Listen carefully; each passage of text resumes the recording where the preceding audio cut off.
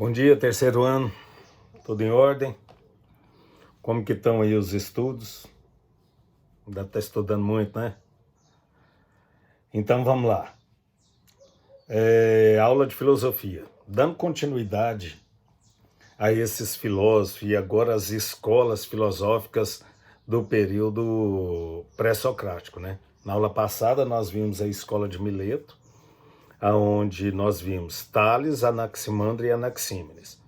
E agora então nós vamos ver a escola chamada Escola Pitagórica, Eleata e a escola de Éfeso. Essa escola pitagórica, os pitagóricos, eles, óbvio que eu estou fazendo referência a Pitágoras. Se eu estou fazendo a referência a Pitágoras, eu estou fazendo referência principalmente à matemática e principalmente ao quesito, porque ele vai falar que todas as coisas são e foram a partir de números, né? Então isso aí já pressupõe que isso está bem claro, né? Para vocês. Os pitagóricos constituíram-se como uma escola de pensamento, tanto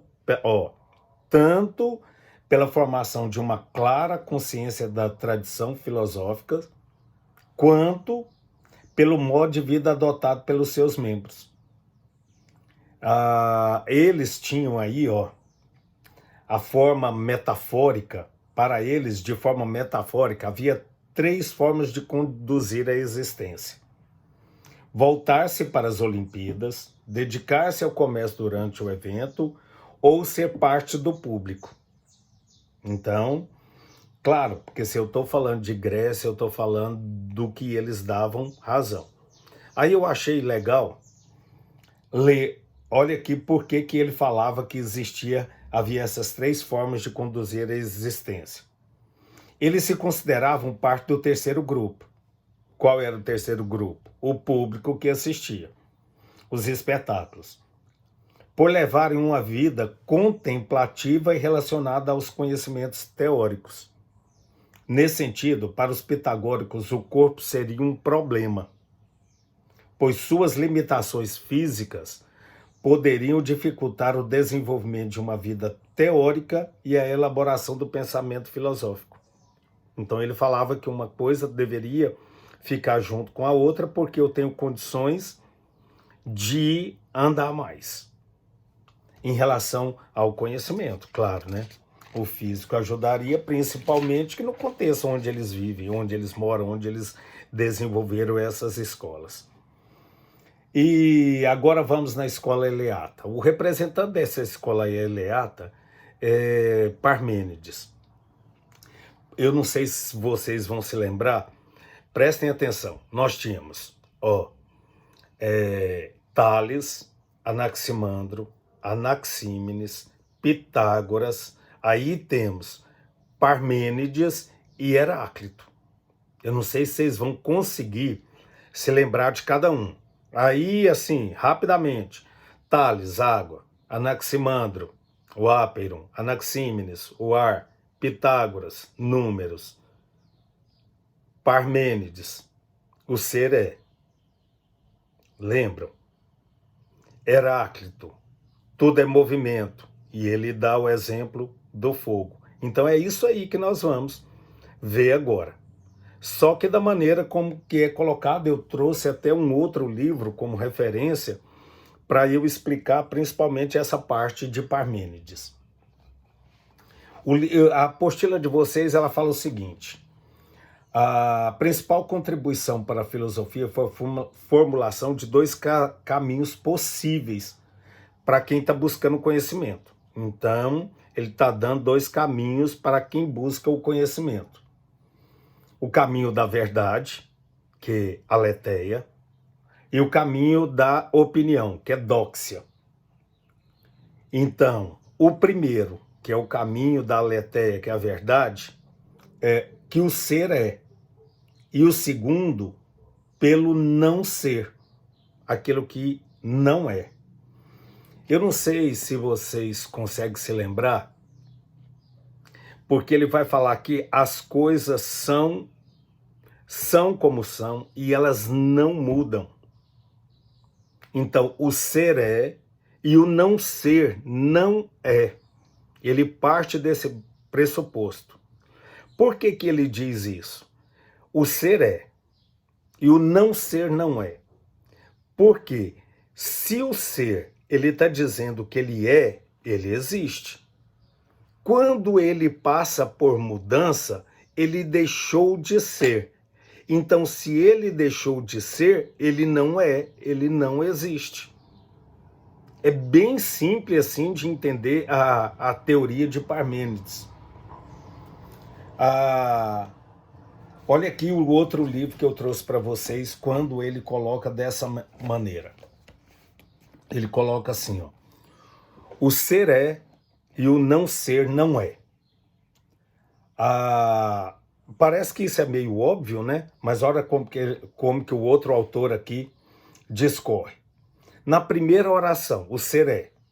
Podemos extrair que o ser, aquilo que é eternamente, pois o ser constitui para ele a substância permanente das coisas. Portanto, se o ser é de maneira imutável e imóvel, é o único que existe. O ser é arqué para Parmênides.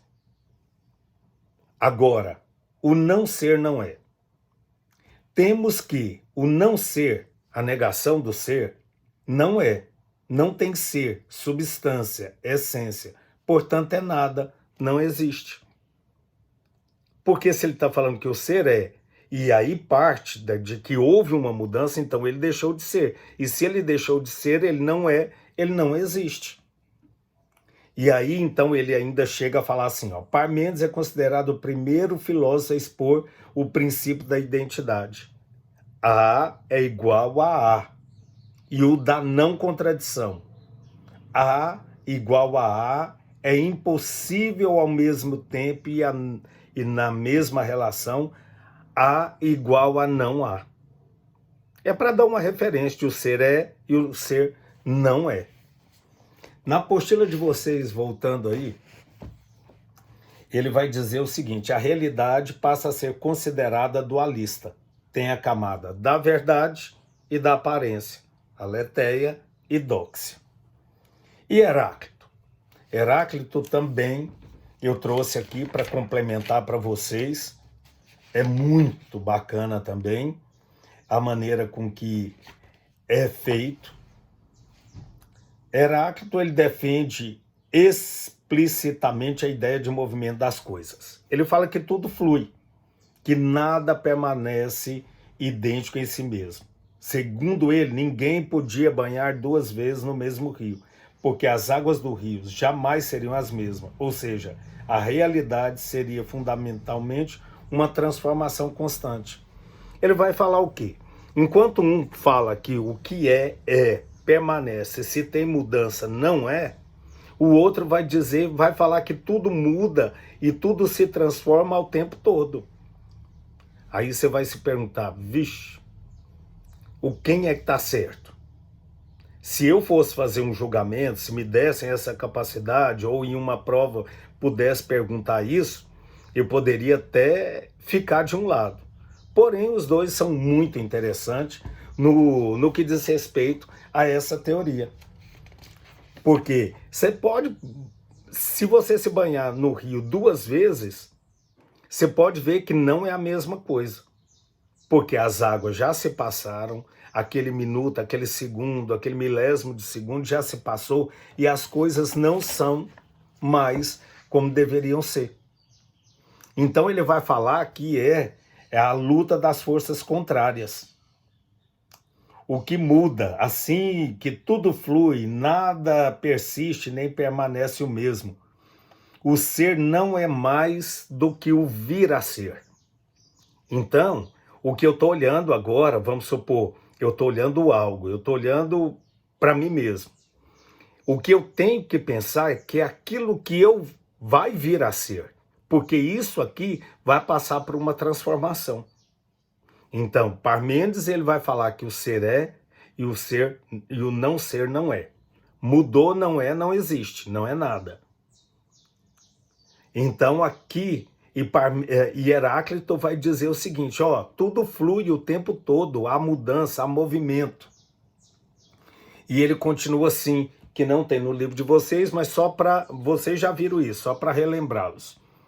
Para ele, o fluxo constante da vida seria impulsionado justamente pela luta das forças contrárias. Heráclito, tá? A ordem e a desordem, o bem e o mal, o belo, o feio, a construção, a destruição, a justiça e a injustiça, a tristeza e a alegria, o racional e o irracional. E ele afirmava que essa luta, essa mudança, esse movimento é a mãe e o princípio de todas as coisas. Então são dois filósofos muito bacanas e que caem todas as vezes no vestibular. Principalmente o quesito, o ser é e o não ser não é, e que todas as coisas fluem e mudam ao tempo todo, no caso Heráclito. Parmênides, o ser é e o não ser não é. Heráclito, todas as coisas mudam e flui o tempo todo. Um abraço. Ah, uma coisa, quero pedir para vocês, se vocês já tiverem feito, beleza. Se não tiverem, podem fazer, entrar no fórum de dúvidas, colocar as dúvidas, eu vou fazer um apanhado geral daqui uns dias, vou pegar, ou às vezes eu dou uma aula, porque a sua dúvida serve para outro, assim como eu faço todas as vezes, ou eu entro no fórum, ainda vou me decidir e conversar com a coordenação. Um abraço, estou morrendo de saudade de vocês, viu?